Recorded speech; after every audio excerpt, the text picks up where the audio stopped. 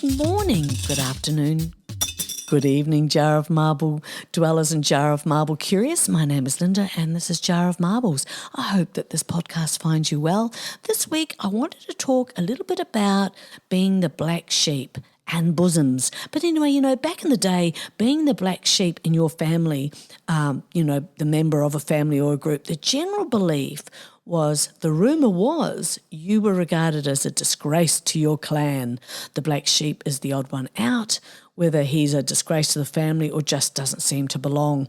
When you look closer at the so-called black sheep, these folk are the ones that I've always been drawn to and admire. Their only crime was being different and walking to the beat of their own drum, not adhering to the group belief system. And let's face it, most groups and committees tend to be elitist, or there never seems to be a fairness, in it at all. I suppose, the common denominator being people. But anyway, don't get me started.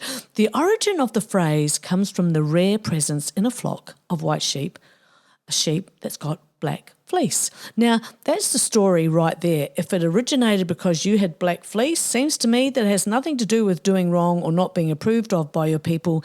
It is just that you are different. And talking about black sheep, they saved my butt once. I got very lucky.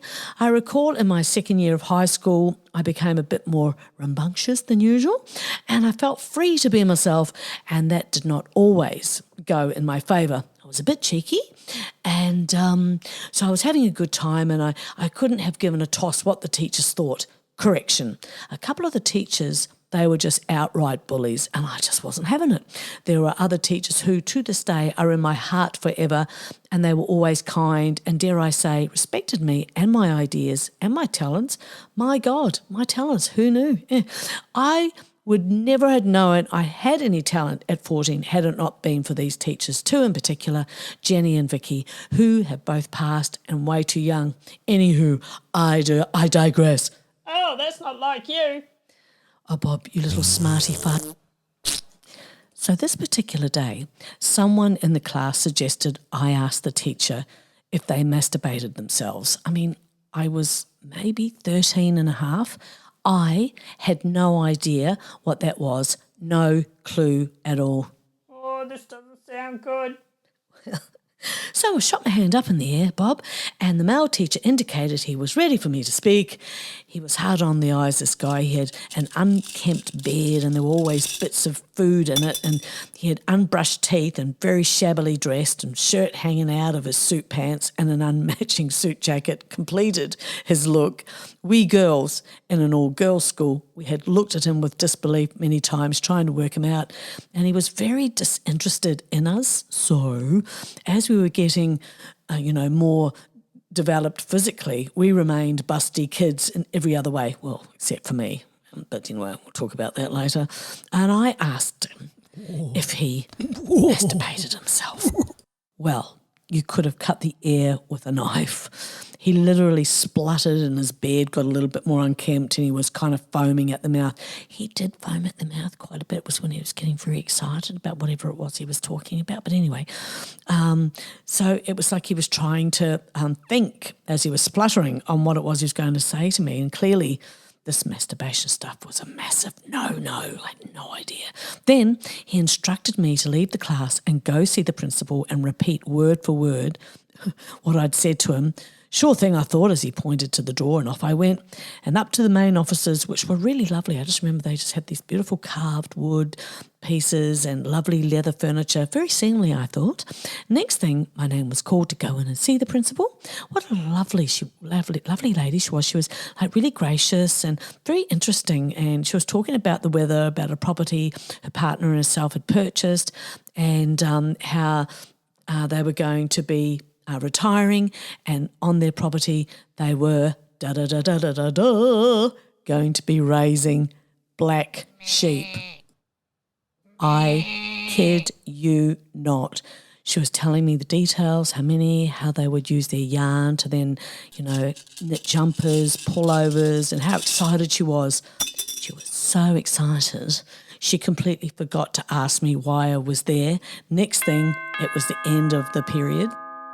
And she said, "Okay, Linda, off you pop, off to your next class." I was wishing her every good thing for her move, and it was genuinely exciting to me, and also how lucky I was that she didn't ask me to repeat what I had said. Geez, can you just imagine? I always wondered after the fact if she would explain to me what it was, what is so terrible. But it was quite some time after the fact that I found out that, what it actually was.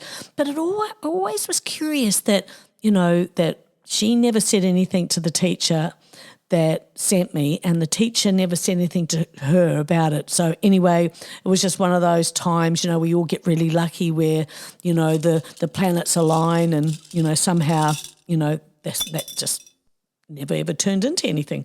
Anyway, it does remind me of a story. I was out walking. I was probably about maybe 13, 14 years old, and a carload of guys pulled up and asked me if I gave 69ers. And I thought they meant like a chicken pack or something. I don't know what they thought really, what they meant. But anyway, so my response was wanting to be helpful. "No, I don't. But if you go down the road, you can get $1.49 packs," which was absolutely correct. A business called Californian Fried Chicken. And to that, they laughed their heads off and sped off to go and get their chicken packs, I suppose. I know, right? I know. Thank you. Okay, thank you. Stop it. Oh. And you're welcome, Californian Fried Chicken. So were you going to get 69 cents for the chicken? Would there be chips with that? No, Bob, no. Coleslaw? No. 69ers sound pretty ordinary then. Okay, so back on track. And so I say yes, be different and stand by who you are and those brave souls, whoever you are, who you be. There will always be people who don't approve of your nose piercing, your job choices, your friend choices, hair colour and style, man, anything you do, the way you walk, the way you snore, and all the BS that people like to invent because they are who they are, right? Over the years, it has become a compliment, a salute of sorts, from a point of view of being true to yourself and being deliciously different. Those that mind don't matter, and those that matter don't mind. Oh, I love that. Yeah, me too, Bob. That's for you, Julie, an amazing citizen of the universe who gives her heart completely. A lady I was chatting to in Spotlight, just so you know it's you, Julie, that I'm talking about. This whole business of being who you want to be, expressing yourself in a way that causes people to stare, I think it's those kind of people who make the world so interesting and rich. They pave the way for us to be who we need to be on any given day. They remind us who may have forgotten who we are and who we want to be out in the world. They have given themselves permission to be colourful, inventive, and usually these sorts are kind beyond measure. They are the ones that inject faith back into the faithless just by being themselves. This based solely on my own experiences, just my own observations over the years. They are a gift. So many don't even know how wonderful they are. These black sheep make life interesting and fun, and they share themselves so generously. These are the ones who can be misunderstood, but I would contend, not by the right people who see your value, the true angels on earth, I say. I was most certainly, and still remain, the black sheep in the family, not by choice. It was a discovery I made as time passed, and I thought, well, if that's what I be, good. It's taken years to be at a safe distance to look back and see it clearly. Like so many of us, I've been denied my very existence by my parents, even my siblings. No exaggeration, but to just make sure that I know for sure, and a self-declared friend of the family hunted me down to tell me what I had apparently done to my family.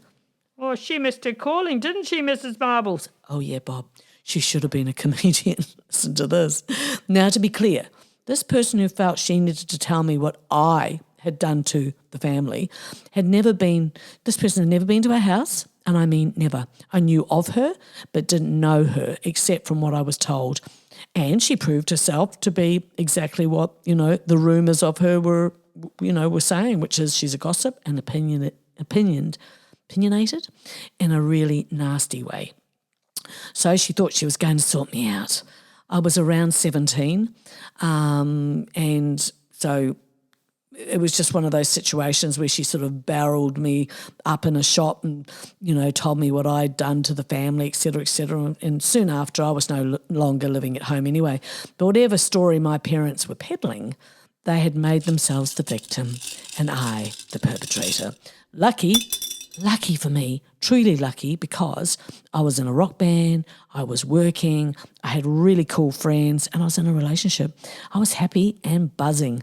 I had zero time for what this woman or anyone who was, plain nosy and misinformed, thought she was going to sort me out. She had Buckleys to no chance, I'll tell you that. The thing is, I had been trained by these people, my parental units, that I didn't matter or exist to them. So when she thought she was going to intimidate me, it just fell on deaf ears.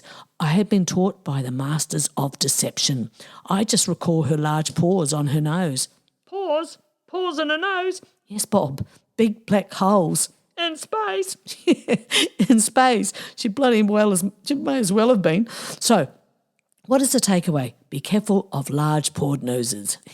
Anywho, I just had a knowing looking back. None of this held me back. I couldn't really cared less then, and I couldn't really care less now. And you can't miss really what you never had.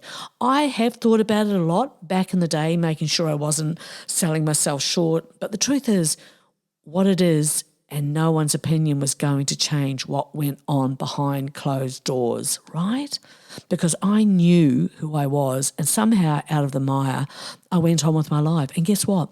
This is what gets up the noses of the ones who want to pull you back to their level all the time, isn't it?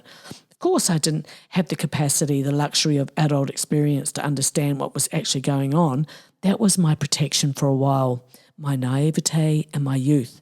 And for a number of reasons, the least of important was why these people thought it was okay to be dickheads. And now that I'm a mum, an aunt, a grandmother, a cousin, I would have loved to have had a daughter like me. Bugger them, I say. But being branded as the black sheep way back by them turns out is a massive compliment because it is. See ya, wouldn't want to be ya. That's right, Bob. And why the rant? Rant. Why the rant, you ask? Because I speak for and to those who know exactly what I'm talking about.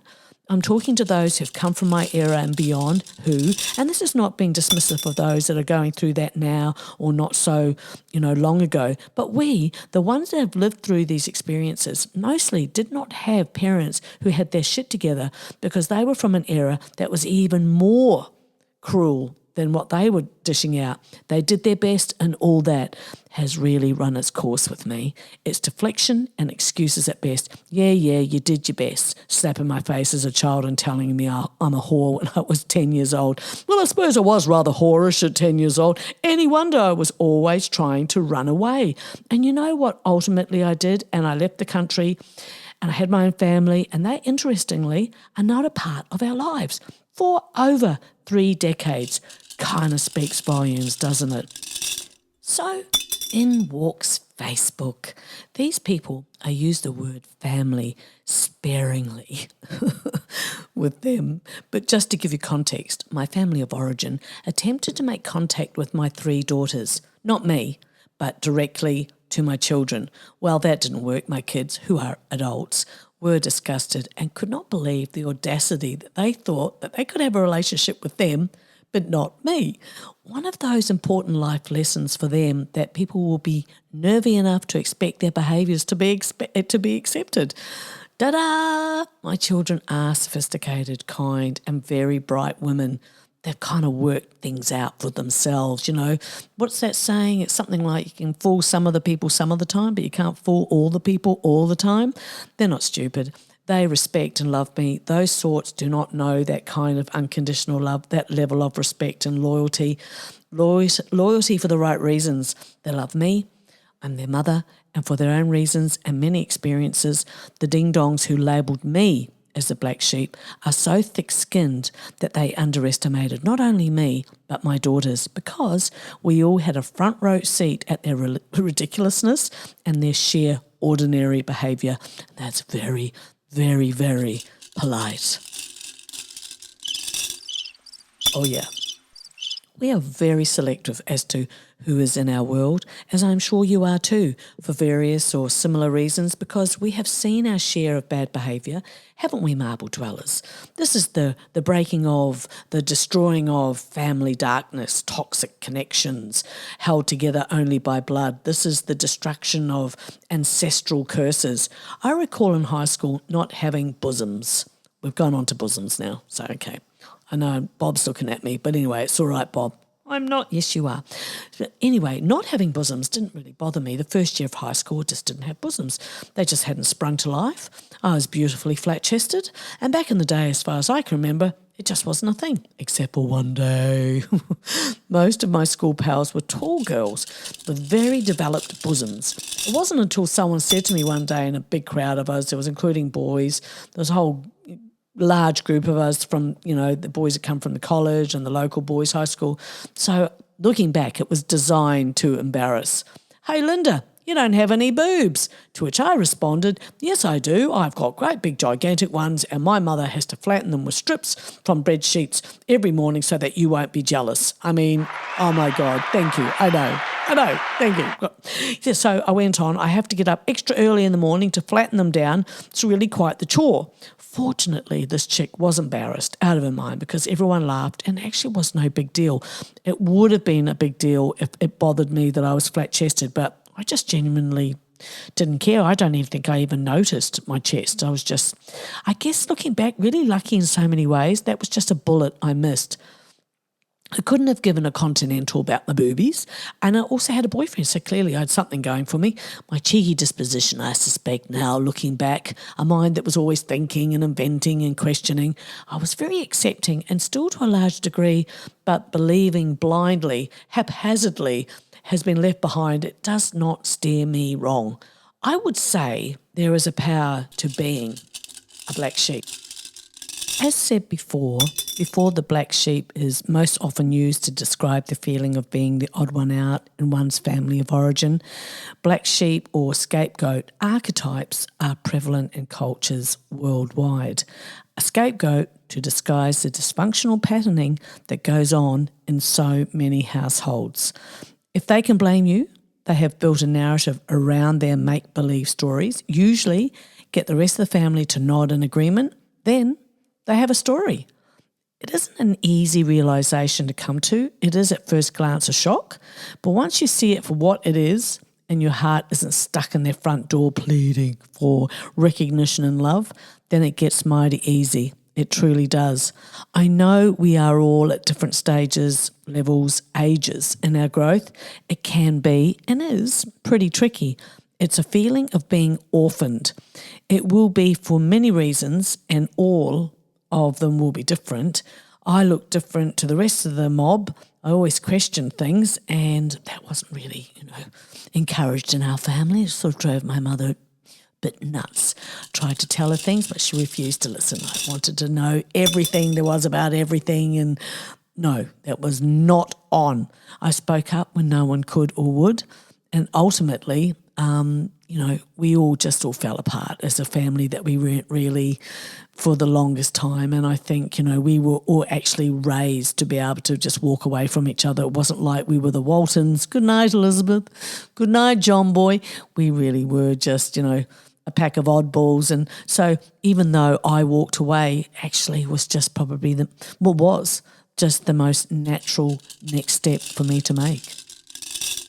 In all truth, I might not have been the black sheep in the family. They might have been all the black sheep, and I wasn't the black sheep. I might have just looked like I was because, I reacted and responded and questioned. And as I said before, I just came from people where that was just not on, and if it didn't match the narrative, then all the finger pointing would be like, you lie. And I'd say, oh, all right then, whatever. But, there's always going to be people who don't approve of your choices, whether it be, your sexuality, whether it's like nose piercing or tattoos or job choices, friend choices, hair colour, style.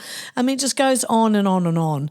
It will never fail to blow my mind how so unevolved we are that we basically have the same problems now as we did 100 years ago, 200 years ago. And in a lot of ways it's worse because, man, when are we going to learn? Like, people are lovely, and the ones that aren't, well, they're just can just go shopping or something, I don't know. But, the way you walk, the way you snore, and all the BS that people just like to invent about you or embarrass you about, well, it's just because they are who they are, aren't they? It's, that's about it. But over the years, it has become a compliment, a salute of sorts, from a point of view of being true to yourself. For me, being true to myself. And I tell you, there were many times it didn't feel easy, but I tell you, there's no regrets. And being deliciously different, why not? Because I tell you this, that being the black sheep in the family doesn't always necessarily mean that there's something wrong with you. So being the black sheep in a family of ding-dongs turns out can be a good thing. That I didn't emulate their family creed, which was do as I say and not as I do. The creed was we will ignore you until you disappear. Well, that didn't work. I never came back. Why would I?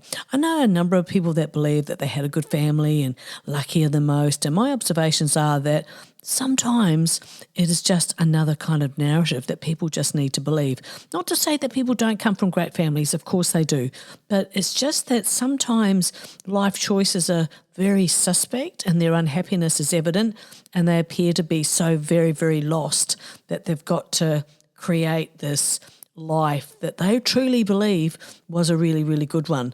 But I think these people, and I use the word like family sparingly, sometimes these people can cause so many problems in your life that you really do have to step back and as far away as possible in order to know that you're okay. You're actually doing really okay. Now, back to the Bosoms, as far back as the 1500s, breasts were called paps. In the 1600s, they came as other names like apples and globes. And as we know, there have been many names given to body parts. I had a look and there are loads like bazookas, bee stings, knockers, jiggly and wiggly, the girls, coconuts and these.